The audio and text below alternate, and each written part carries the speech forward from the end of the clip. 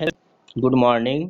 Welcome to online class CGPS। बच्चों आज जो है अर्थशास्त्र गया 12वीं के लिए है जो हमने पहला जो है आपका दो भाग भेज चुके हैं प्रश्नों को उत्तर के अंदर। आज जो है तीसरे पार्ट में भेजा जा रहा है आपको प्रश्न जो है 15 नंबर से। तो यहाँ पर देखेंगे प्रश्न में आपको सिर्फ बताऊंगा, इसके बाद सेम बच्चे आपको हल करना है दिया आपको यहाँ पर। तो एक वस्तु की कीमत पर विचार करें। 4 रुपये की कीमत पर इस वस्तु की 25 इकाई की मांग है, मतलब 4 रुपये में अगर 25 वस्तु की मांग है तो मान लीजिए कि वस्तु की कीमत में बढ़कर अगर 5 रुपये हो जाए 4 के जगह में बच्चों है, तो परिणाम स्वरूप वस्तु की मांग में घटकर 20 इकाई हो जाती है। मतलब पहले 4 में 25 था तो 20 में 5 में कितना हो गया 20। तो मांग में कमी हो गया है ना। तो यहाँ पर कीमत की लोच की गणना कर, तो आप इसमें देख कर सकते हैं बच्चों है ना, कीमत में लोच में अंतर तो पता चल जाएगा आपको, मैं बताऊंगा नहीं इसमें। यहाँ पर जो है सेकंड भी बताया। मान लीजिए किसी वस्तु का अगला प्रश्न जो है, मान लीजिए कि किसी वस्तु का कीमत में 4% गिरावट होने के परिणामस्वरूप उस पर होने वाले व्यय में 2% वृद्धि हो गई। जो गिर रहा है उसमें 2% वृद्धि हो रहा है 4% गिरावट के साथ। तो आप मांग की लोच के बारे में क्या कहेंगे? तो यहाँ पर हम उत्तर में देखेंगे बच्चों, यहाँ पर वस्तु की खरीदी पर होने वाले व्यय कीमत में परिवर्तन की विपरीत दिशा में हो रही है। जैसे अपन के यहाँ पर होने वाली व्यय हो रहा है लेकिन कीमत परिवर्तन की विपरीत दिशा में हो रहा है।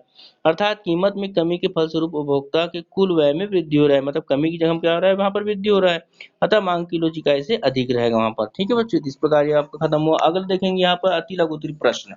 तो अति लघु उत्तरीय प्रश्न की ओर चलते हैं। फर्स्ट नंबर क्वेश्चन जो दिया है यहाँ पर, तो मांग का नियम क्या है? तो मांग का नियम क्या है सभी को मालूम होगा मेरे ख्याल से, पढ़े थोड़ा बहुत। तो मांग का नियम का अर्थ देखेंगे। मांग का नियम यह बतलाता है कि मूल्य और वस्तु की मांगी गई मात्रा में विपरीत संबंध होती है या होता है। दूसरे शब्द में वस्तुओं की कीमत में वृद्धि होने पर मांग घट जाती है तथा वस्तुओं की कीमत में कमी आने पर मांग बढ़ जाती है। मांग के जो दोनों जो है क्या होता है बच्चों, यहाँ पर मूल्य और वस्तु में ये विपरीत होता है। दूसरा है पूरक वस्तुओं। क्या है पूरक वस्तुएं? वे वस्तुएं हैं जिनका उपयोग एक साथ किया जा सकता है, जैसे डबल रोटी व मक्खन, कार व पेट्रोल, पेन व स्याही। मतलब दोनों के बिना पूरक हो नहीं सकता ऐसा है। अगर इनमें से किसी भी एक वस्तु की कीमत वृद्धि हो जाती है तो उसके फलस्वरूप दूसरी वस्तु की मांग घट जाती है यहाँ पर। अगर देखते हैं मांग की लोच क्या है, तो मांग की लोच का अर्थ है, मांग की लोच मूल्य एवं मांगी गई मात्रा के बीच पारस्परिक संबंध की मात्रा को बताती है। मांग की लोच वह दर है जो मूल्य परिवर्तन के साथ वस्तु की मांगी जाने वाली मात्रा में परिवर्तन को बताती है। अर्थात जो बताया गया है इसमें। प्रश्न नंबर अगला देखेंगे इसमें, चौथा नंबर, अधिक लोचदार मांग से क्या आशय है? जब किसी वस्तु की मांगी गई मात्रा में परिवर्तन होता है, जो मांग कर रहा है उसमें परिवर्तन होता है, उसके मूल्य में परिवर्तन की तुलना में अधिक अनुपात में होता है, इसके मूल्य में बढ़ोतरी होता है, तो उस वस्तु की मांग की लोच अधिक लोचदार होती है। बच्चों समझ आया सबको? अगला है पूर्णतः बेलोचदार मांग किसे कहते हैं? जैसे आपको बताया, जब किसी वस्तु के मूल्य में बहुत अधिक परिवर्तन होने पर भी उसकी मांग में कोई परिवर्तन नहीं होते, मतलब मूल्य में या है ना, बहुत मूल्य में बहुत अधिक परिवर्तन होने पर भी उसकी मांग में कोई परिवर्तन नहीं होता, उसे पूर्णतः बेरोजगार मांग कहते हैं। समझ आया सबको बच्चों? यहाँ पर अंतर स्पष्ट करते हैं मांग और आवश्यकता में अंतर। तो मांग और आवश्यकता में देखेंगे। मांग जो है पहला आवश्यकता से मांग बनती है, और आवश्यकता जो है इच्छा से आवश्यकता का जन्म होता है। दूसरा है मांग में परिवर्तित होती है, अर्थात मूल्य व समय बदलने पर मांग में भी बदलती रहती है। तो यहाँ पर बोला गया है मांग में परिवर्तन होती है, अर्थात मूल्य व समय बदलने पर भी मांग में भी बदलती रहती है। यहाँ पर आवश्यकता की प्रकृति लगभग स्थायी रहता है, मतलब उसको आवश्यकता वही है। अब आगे देखते हैं मांग की कीमत लोच किसे कहते हैं। मांग के उत्तर में देखिए, मांग की कीमत लोच किसी वस्तु के मूल्य परिवर्तन के कारण उसकी मांगी गई मात्रा में परिवर्तन की दर बताती है। मतलब यहाँ पर ये बोला जाता है बच्चों कि वस्तु के मूल्य में अगर परिवर्तन हो जाती है तो उसकी मांगी गई मात्रा में भी परिवर्तन की दर बताती है, मतलब किस प्रकार उसको होगा बढ़ेगा कमी होगा, है ना। तो मांग की कीमत लोच निम्न सूत्रों के रूप में प्रस्तुत किया गया। मांग की कीमत लोच है वस्तु की मांगी गई मात्रा में अनुपातिक परिवर्तन वस्तु की कीमत में अनुपातिक परिवर्तन बटे करके करना। अब मांग के नियम तथा मांग की लोच में अंतर। यहाँ पर ध्यान देंगे बच्चे यहाँ पर सभी लोग कि अन्य बातें, पहला नंबर, अन्य बातें समान रहने पर मांग की नियम है ना किस वस्तु की कीमत और इसकी मांगी गई मात्रा में विपरीत संबंध को बताता है। तो यहाँ पर ध्यान देंगे, है ना, तो किस प्रकार किस वस्तु में मांग की कीमत में परिवर्तन होता है यहाँ पर बताया गया है। तो इसमें देखते हैं मांग की लोच में वस्तु की कीमत में परिवर्तन के परिणाम स्वरूप इसकी मांग में जिस दर से परिवर्तन आती है उसी मांग की लोच कहते हैं। मतलब जिस दर से परिवर्तन हो रहा है मांग में।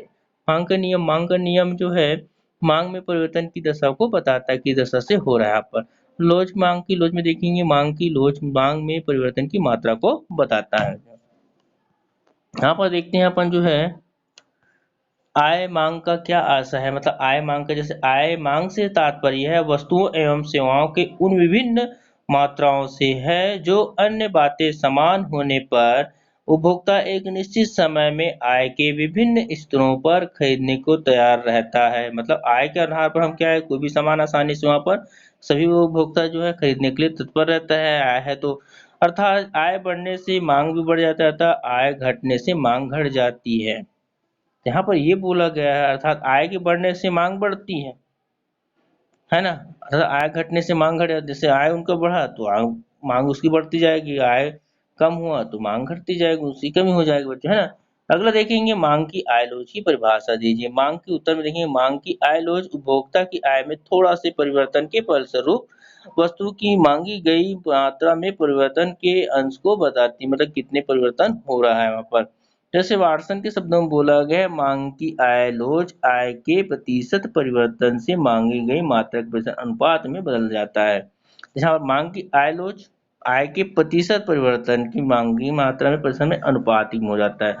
अगला देखेंगे बच्चों मांग की आड़ी लोच से आप क्या आशा है। तो वस्तु की मांग में अन्य संबंधित वस्तुओं के मूल्य में होने वाले परिवर्तनों का प्रभाव पड़ता है। मतलब जिसमें बताया गया यहाँ पर वस्तु में अन्य संबंधित वस्तुओं के मूल्य में जो परिवर्तन होता है उसका प्रभाव पड़ता है। उदाहरण के लिए चाय की कीमत में होने वाले परिवर्तन का कॉफी की मांग पर प्रभाव पड़ता है। अतः मांग की आड़ी लोच एक वस्तु के मूल्य में परिवर्तन के फलस्वरूप दूसरे वस्तु की मांगी गई मात्रा में परिवर्तन की दर को बताती है। स्थानांतरण स्थानापन्न वस्तुओं की मांग की आड़ी लोच धनात्मक होती है तो पूरक वस्तुओं की मांग की आड़ी लोच ऋणात्मक होती है। मतलब इसके पूरक बोला जाता है। तो अगला देखते हैं बच्चे यहाँ पर उपभोक्ता संतुलन से आप क्या समझते हैं। जब उपभोक्ता को अपनी आय से अधिकतम संतुष्टि प्राप्त हो रही है तो संतुलन से आशा है उपभोक्ता की आय की तुलना में प्राप्त अधिकतम संतुष्टि से है। मतलब जिस प्रकार जिसमें आय में उपभोक्ता को अधिक संतुष्टि मिल रही है उसी में उसका संतुलन अधिकतम प्राप्ति करेगा संतुष्टि। जिस बिंदु पर कीमत रेखा तटस्थ वक्र को स्पर्श करती वही बिंदु संतुलन बिंदु कहलाता है। मतलब जिसके माध्यम से मध्य बोला जाता है, जितना आय उतना व्यय करते हैं। तो आय स्तर बढ़ाने तथा घटाने से मांग लोच में क्या पड़ता है। अगर आय स्तर बढ़ेगा तो मांग भी बढ़ेगा, आय स्तर घटेगा तो मांग भी कम कम होगा, है ना। तो यहाँ पर समझ आया सबको बच्चों। यहाँ पर आय का स्तर बढ़ने से मांग तो बढ़ती है तथा आय का स्तर घटने से मांग में कमी आ जाती है। समझ आया सबको बच्चों यहाँ पर मेरे ख्याल से।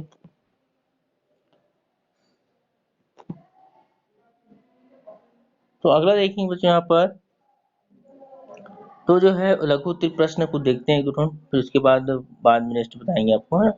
तो यहाँ पर देखते हैं उपभोक्ता संतुलन की मान्यताएं। उपभोक्ता संतुलन की मान्यताएं निम्न प्रकार जो बताया गया आपको इसके बारे में पढ़ते हैं। यहाँ पर पहला तो अधिकतम संतुष्टि की प्राप्ति। तो उपभोक्ता संतुलन की पहली मान्यता यह है कि उपभोक्ता एक विवेकशील प्राणी है और वह दो वस्तुओं को खरीद कर अपनी अधिकतम संतुष्टि प्राप्त कर सकता है। पहले अधिकतम संतुष्टि होना चाहिए मान्यता उनका। दूसरा है विश्लेषण के दौरान उपभोक्ता की रुचि आदतों में कोई परिवर्तन, मतलब जो कर रहा है उसके दौरान वो उपभोग कर रहा है उसमें परिवर्तन नहीं होना चाहिए। अगर परिवर्तन हो तो मतलब नहीं है। यह मान्यता है कि एक उपभोक्ता संतुलन की स्थिति के विश्लेषण के दौरान अपनी रुचि और आदतों में समानता पाई जाती है पाता है, अर्थात इन दोनों तथ्यों में कोई परिवर्तन दृष्टिगोचर नहीं होता है। तो इसको बोला जाता है उपभोक्ता मान्यता। बाजार में पूर्ण प्रतियोगिता की दशा में विद्यमान, ऐसे माना जाता है कि मान्यता है कि बाजार में पूर्ण प्रतियोगिता की दशा विद्यमान होती है, अर्थात क्रेता एवं विक्रेता में पूर्ण एवं स्वतंत्र प्रतिस्पर्धा के साथ बाजार मूल्य का उपभोग का ज्ञान होना होता है। अगला वस्तुओं के मूल्य में परिवर्तन का अभाव। अगर वस्तु में जो है मूल्य परिवर्तन होने का अभाव मतलब कम होता है। उपभोक्ता संतुलन की एक मान्यता यह भी है कि वस्तुओं की कीमत में कोई परिवर्तन नहीं होता है, अर्थात मूल्य परिवर्तन का अभाव दृष्टिगोचर होता है। तटस्थ मानचित्रों की जानकारी, मतलब एक उपभोक्ता को तटस्थ वक्र एवं मानचित्रों की पूर्ण जानकारी होती है। इन विश्लेषण की सहायता से वह दो भिन्न संयोगों से समान संतुष्टि प्राप्त कर सकता है। इन्हीं वक्र की सहायता से वस्तुओं की विशेषज्ञ कितनी मात्रा को खरीदेगा या निश्चित करता है। यहाँ पर संयोगों से दो जो है समान मात्रा होना चाहिए बच्चों, ध्यान में रखना। तो आज के लिए इतना बेटा, अगला जो है मांग के नियम की प्रमुख मान्यता है आपको बताया जाएगा। गुड डे बेटा।